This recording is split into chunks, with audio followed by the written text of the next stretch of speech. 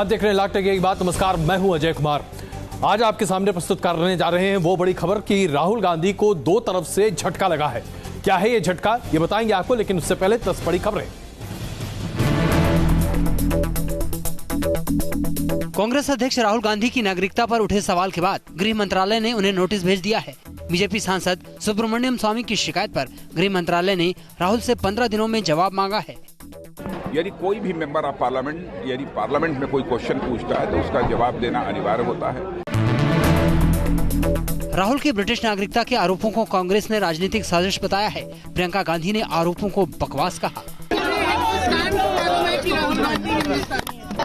सामने पैदा हुआ, उनके सामने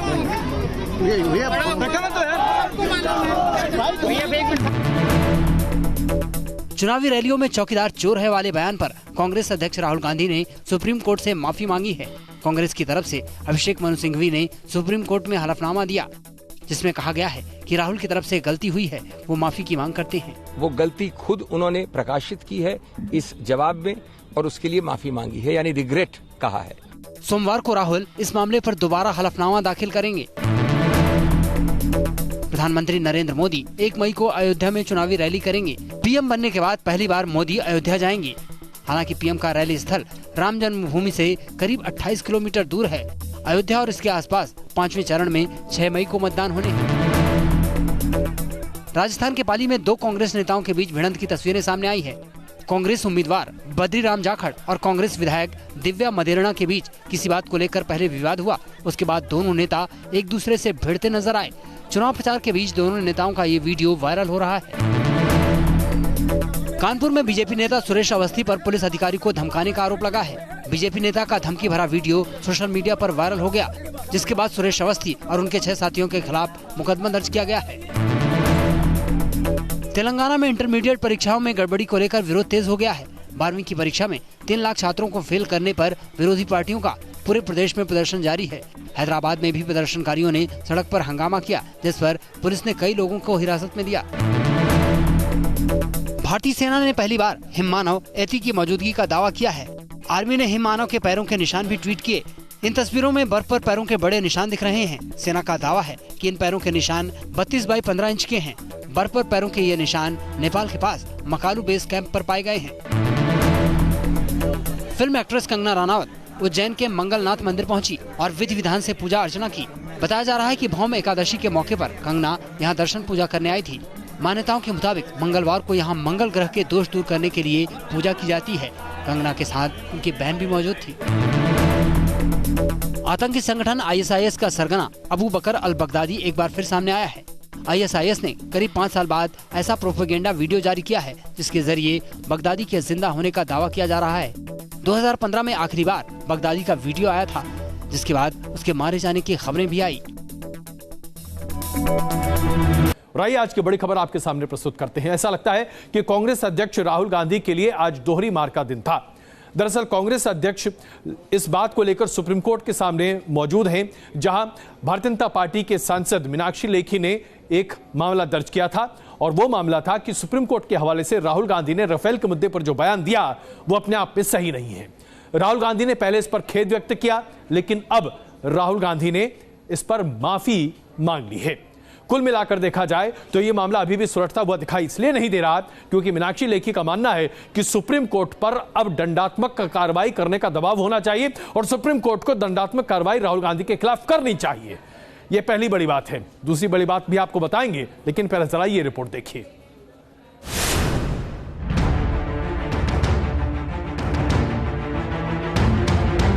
मंगलवार की सुबह राहुल गांधी से जुड़े एक बड़े विवाद की वजह बन गई। सवाल उठे उनकी नागरिकता को लेकर, लेकिन इस सियासी बहस के बीच देश की सबसे बड़ी अदालत ने राहुल गांधी के चौकीदार वाले उस बयान को लेकर फटकार लगाई, जिसमें राहुल गांधी ने सुप्रीम कोर्ट का जिक्र किया था।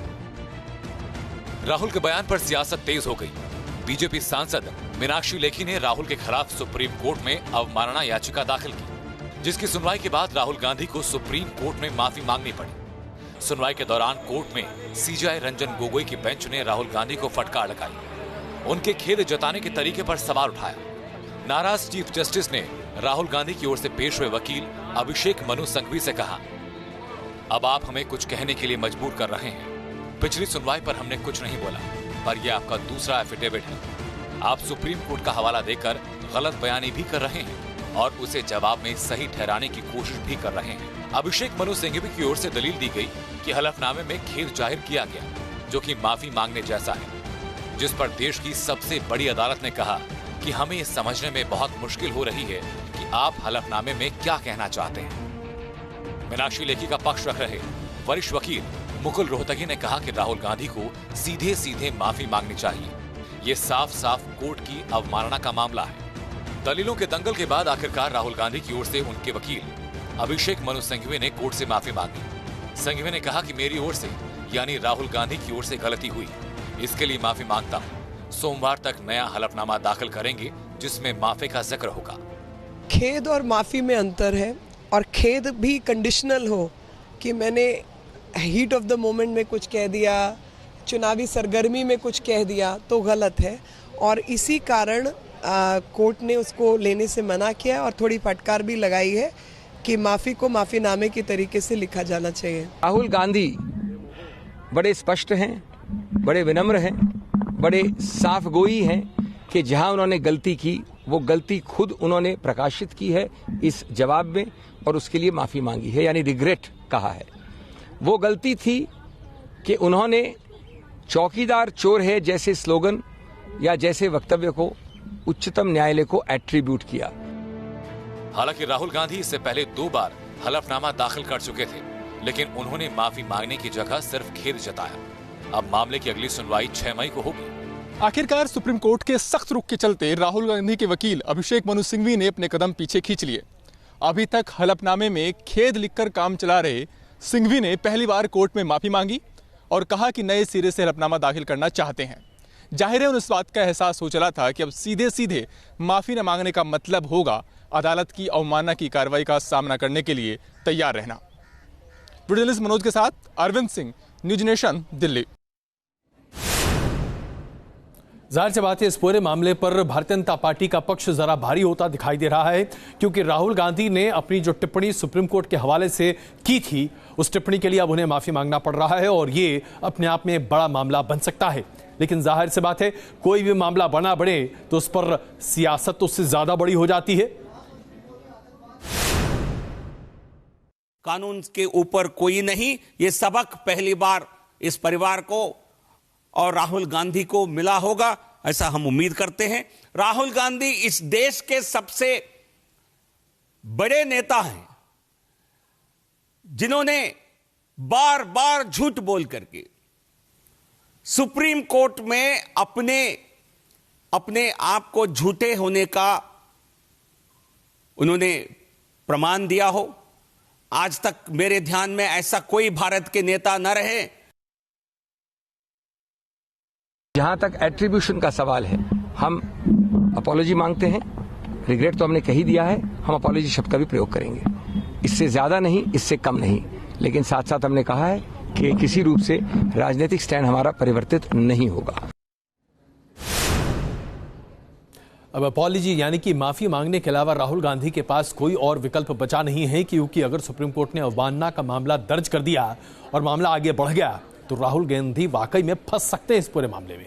राहुल गांधी के लिए एक और मुसीबत पैदा तब हो गई जब गृह मंत्रालय ने राहुल गांधी को चिट्ठी लिखकर यह पूछा कि क्या आपके पास दोहरी नागरिकता है, हिंदुस्तान के नागरिक होने के साथ साथ क्या आप ब्रिटेन के नागरिक भी हैं, क्योंकि बीजेपी के नेता और सांसद सुब्रमण्यम स्वामी ने चिट्ठी लिखकर यह बात सामने रखी कि दरअसल एक कंपनी के शेयर होल्डिंग पैटर्न में उन्होंने अपना नाम शेयर होल्डर के तौर पर ब्रिटिश नागरिक जाहिर किया है।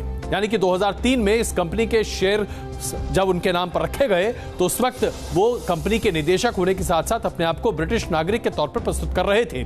लेकिन उसके बाद जब 2007 में इस कंपनी को बंद किया जा रहा था तो वहां पर उन्होंने अपनी नागरिकता बदलकर भारतीय कर दिया। यानी कि अब राहुल गांधी इस बात का स्पष्टीकरण दें कि आखिरकार वो भारतीय हैं या ब्रिटिश नागरिक हैं। मैं ये कहता हूं कि जब हमारे संविधान में धारा 9 में ये स्पष्ट लिखा है कि आप भारतीय नागरिक हैं, तो फिर आप किसी और देश का बन नहीं सकते। तो ये, और उन्होंने ये भी लिखा है कॉन्स्टिट्यूशन में कि यदि ऐसा हो तो फिर आपकी भारतीय नागरिकता समाप्त हो जाएगी। तो मैं ये कहता हूं कि आप सिद्ध कर दीजिए कि ये झूठा डॉक्यूमेंट्स है। सुब्रमण्यम स्वामी अपने दावे पर अड़े हुए हैं और उनका यह कहना है कि ये डॉक्यूमेंट्स जो उन्होंने सामने रखे हैं ये ब्रिटेन से लाए गए डॉक्यूमेंट्स हैं जो कि पूरे तरीके से सही हैं और ऐसे में राहुल गांधी झूठ बोल रहे हैं। दरअसल इसका मतलब बहुत बड़ा है। अगर ये डॉक्यूमेंट सही है, अगर राहुल गांधी ने एक कंपनी के शेयर होल्डर के तौर पर अपने आप को ब्रिटिश नागरिक रखा है, तो ये अपने आप में बड़ी बात इसलिए होगी क्योंकि दोहरी नागरिकता हिंदुस्तान में संभव नहीं है। ऐसे में राहुल गांधी के राजनीतिक भविष्य को हमेशा के लिए एक डब्बे में बंद कर नदी में फेंक देना पड़ेगा। लेकिन जाहिर सी बात है, राहुल गांधी इतनी आसानी से इस बात को मानने वाले तो है नहीं, इसलिए इस पर विवाद हो रहा है और जब विवाद होता है तो राजनीति चरम पर होती है।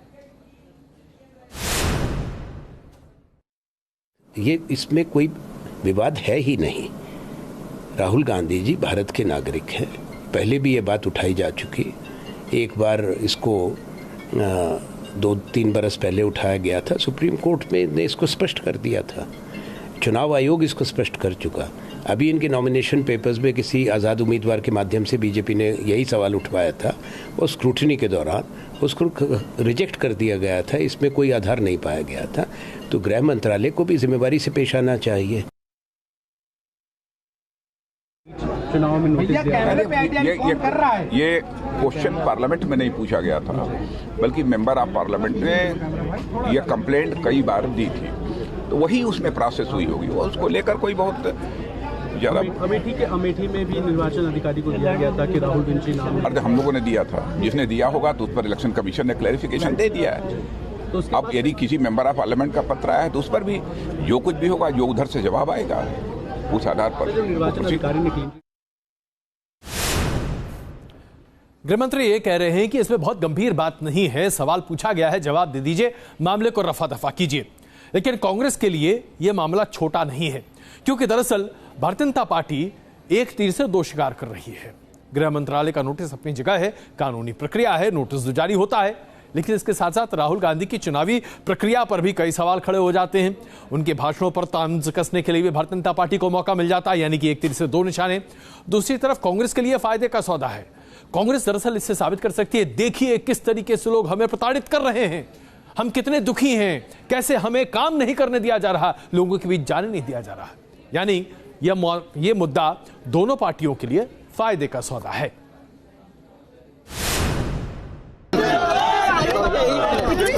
ऐसा नोटिस भेजा जा रहा है कि हिंदुस्तान को मालूम है कि राहुल गांधी हिंदुस्तानी है, उनके सामने पैदा हुआ, उनके सामने वो सबको मालूम है।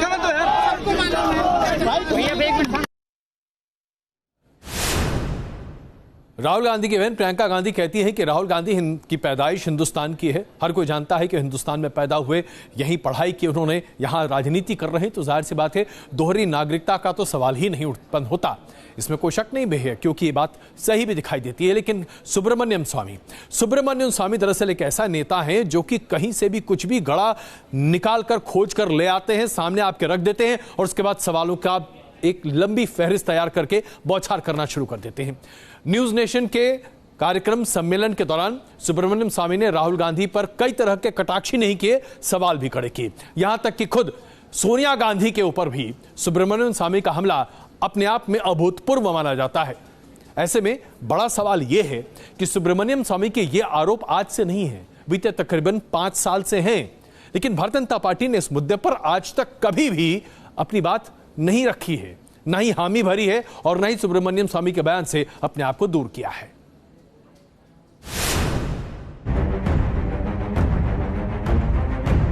ब्रिटेन का जो रजिस्ट्रार कंपनीज, उसको कंपनी हाउस कहते हैं जी, उनका एक ऑफिशियल गवर्नमेंट वेबसाइट है जी, वहां से मैंने डाउनलोड करके दिखाया कि इसने लिखा है आई एम ब्रिटिश सिटीजन और कंपनी बनाया वहां, कोई तो पूछता नहीं है कितने देशों के नागरिक हैं? राहुल गांधी कितने देशों के नागरिक हैं? 4 देशों का पासपोर्ट है उसके पास। बार बार कई बार सुब्रमण्यम स्वामी कुछ इसी अंदाज में राहुल गांधी की नागरिकता पर सवाल उठाते रहे हैं और अब एक बार फिर स्वामी की चिट्ठी पर गृह मंत्रालय के नोटिस ने मामले को गरमा दिया। वैसे 30 नवंबर 2015 को सुप्रीम कोर्ट ने राहुल गांधी की नागरिकता की सीबीआई जांच की मांग खारिज कर दी। सुब्रमण्यम स्वामी ने निजी कंपनी के रजिस्ट्रेशन दस्तावेज के हवाले से राहुल गांधी की नागरिकता पर सवाल उठाए थे। हालांकि कांग्रेस ने मामले में कुछ दूसरे दस्तावेज पेश किए और इसे टाइपिंग की गलती बताया था। हालांकि सीबीआई जांच की मांग खारिज होने के बाद भी सुब्रमण्यम स्वामी अपने दावे पर अड़े हैं। स्वामी ने न्यूज नेशन के कार्यक्रम में राहुल गांधी के पास 4 पासपोर्ट होने का दावा भी किया। इंडिया का 2, एक इटली और एक लंदन। इंडिया का 2 पासपोर्ट? हाँ, 2 पासपोर्ट, एक दूसरे नाम पर राहुल विंची। अच्छा, जो उनका क्रिश्चियन नेम है उसके हिसाब से एक पता नहीं कौन सा नाम है। हाँ, वो बर्थ सर्टिफिकेट में राहुल विंची दिया। तो सवाल ये कि अगर सुब्रमण्यम स्वामी के पास वाकई दस्तावेज इतने पुख्ता हैं, तो फिर 4 सालों में इस पर कोई कार्रवाई क्यों नहीं की गई? ये सवाल कानूनी लिहाज से भी अहम है और सियासी लिहाज से भी, क्योंकि राहुल गांधी उस पार्टी के अध्यक्ष हैं जो देश की सबसे पुरानी पार्टी और बीजेपी की सबसे बड़ी राजनीतिक प्रतिद्वंदी है। Team news nation. लाख टके की बात यह है कि ये जो नोटिस गृह मंत्रालय के द्वारा भेजा गया है, इसे आप राजनीति से अलग बिल्कुल नहीं कर सकते, और वो इसलिए क्योंकि सुब्रमण्यम स्वामी इस मामले को तकरीबन 4 साल से लगातार उठा रहे हैं। भारतीय जनता पार्टी ने कभी भी इसका समर्थन खुलकर नहीं किया और न ही इसका विरोध किया। यानी कि भारतीय जनता पार्टी मौके की तलाश में थी, जब मौके पर चौका मारना हो तो इस मुद्दे का इस्तेमाल कर लिया जाए। 4 चरण के मतदान हो चुके हैं, 5वें चरण का मतदान होना बाकी है, और उसके पहले इस मौके को, इस पूरे मामले को उठाकर जाहिर सी बात है राजनीतिक नुराकश्ती करने की पूरी कोशिश की जा रही है। और आइए आज की दूसरी बड़ी खबर आपके सामने प्रस्तुत करते हैं। प्रधानमंत्री नरेंद्र मोदी अयोध्या में चुनावी सभा को संबोधित करेंगे। दरअसल अयोध्या की सीमा से जरा सा आगे हटकर प्रधानमंत्री एक रैली को संबोधित करेंगे, जो कि फैजाबाद और अंबेडकर नगर लोकसभा क्षेत्र के लोगों से संपर्क साधने की एक कोशिश है। हालांकि इसमें दीगर बात यह है कि प्रधानमंत्री रामलला के दर्शन के लिए वहां नहीं जाने वाले। भारतीय जनता पार्टी के कई ऐसे नेता हैं जो इस बात को लेकर अपनी बात सामने रख चुके हैं, और खास करके संघ परिवार में ऐसे कई लोग हैं जो मानते हैं कि रामलला के दर्शन करने के लिए प्रधानमंत्री नरेंद्र मोदी को अयोध्या जरूर जाना चाहिए था। योगी आदित्यनाथ, जो कि मुख्यमंत्री उत्तर प्रदेश के, कई बार जा चुके हैं, लेकिन प्रधानमंत्री जी ने अपने 5 साल के कार्यकाल में एक बार भी रामलला के दर्शन नहीं किए हैं। अब इसका क्या मतलब निकाला जाए, आइए अब आपको दिखाते हैं।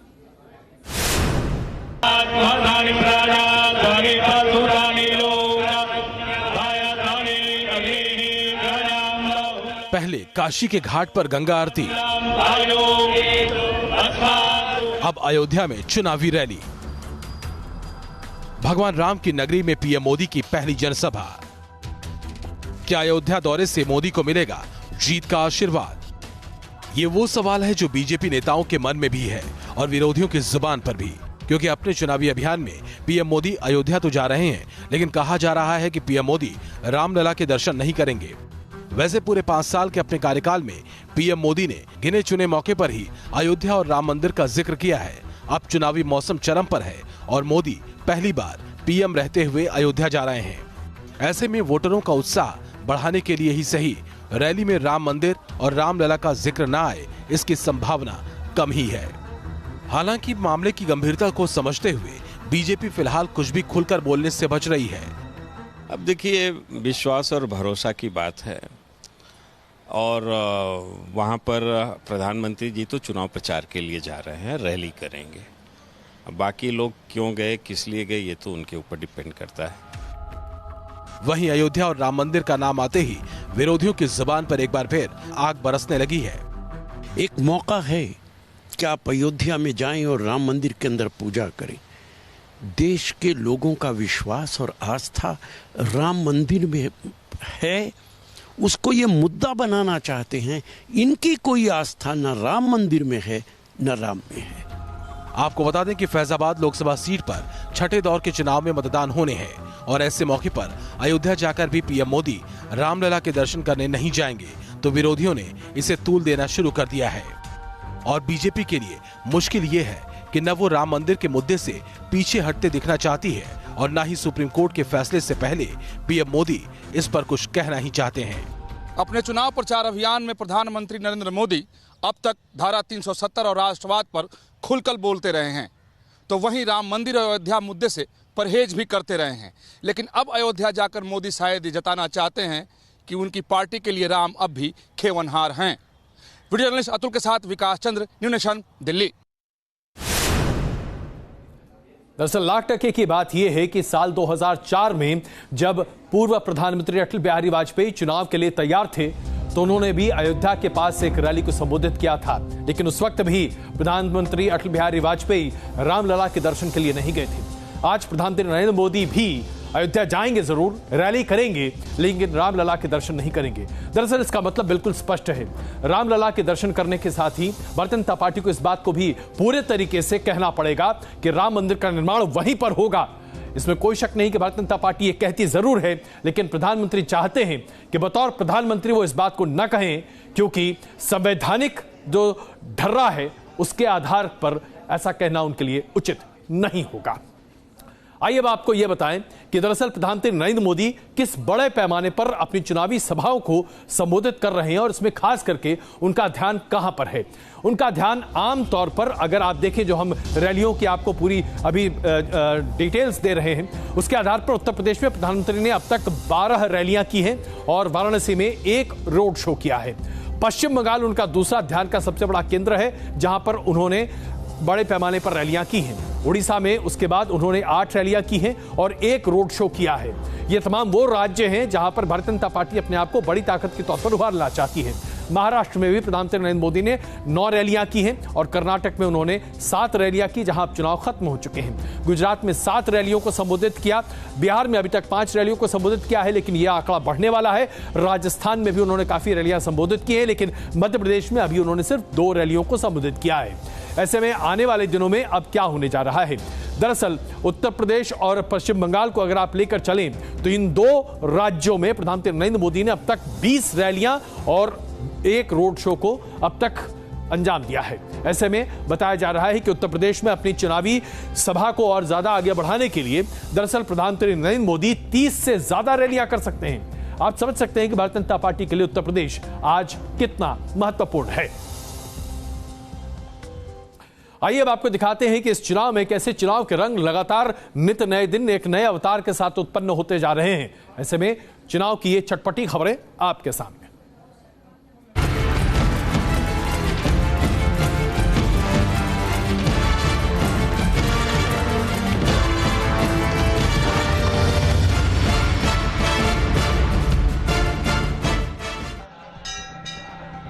चुनाव जीतने के लिए सियासतदान 5 साल का इंतजार करते हैं, मतदाताओं की चौखट तक जाते हैं, यहाँ तक कि विपक्षी नेताओं को भी अपने पाले में कर लेते हैं। लेकिन इंदौर में बीजेपी उम्मीदवार का जुदा अंदाज ही देखने को मिला। नेताजी ने यहाँ के जाने माने मंदिर में विघ्नहर्ता भगवान गणेश को केसरिया वस्त्र पहना दिया, वो भी बीजेपी के निशान वाला। तो भाई चुनावी मौसम में वोटर को अपने रंग में रंगते रंगते नेताजी अब बापा को भी बीजेपी के रंग में रंग देना चाहते हैं। चुनावी गर्मी में कांग्रेस नेता नवजोत सिंह सिद्धू फिर से सुर्खियों में है। इस बार उनका एक वीडियो सोशल मीडिया पर वायरल हो रहा है। मध्य प्रदेश के नरसिंहपुर में कांग्रेस के स्टार प्रचारक सिद्धू ने मंच पर अपने स्वागत करने के लिए आए एक बुजुर्ग का पहले तो आशीर्वाद लिया, फिर उनसे जादू की झप्पी लेने की गुजारिश कर दी। मंच पर मौजूद शख्स ने सिद्धू की ये मुराद पूरी कर दी। इस पर वहां मौजूद लोगों ने सिद्धू के जुदा अंदाज की तारीफ की। राजधानी दिल्ली भी अब चुनावी रंग पकड़ रही है। नेता और उनके समर्थक तरह तरह से वोट के लिए लोगों को रिझाने में लगे हैं। बीजेपी समर्थक पीएम नरेंद्र मोदी का आदमकद कटआउट लेकर लोगों से वोट मांग रहे हैं। चुनावी मैदान में जीत के लिए उम्मीदवार जनता से लेकर ऊपर वाले के दर पर भी हाजिरी लगा रहे हैं। लखनऊ के रण में दोबारा ताल ठोक रहे गृह मंत्री राजनाथ सिंह एक मंदिर में हाजिरी लगाते नजर आए। Team news nation.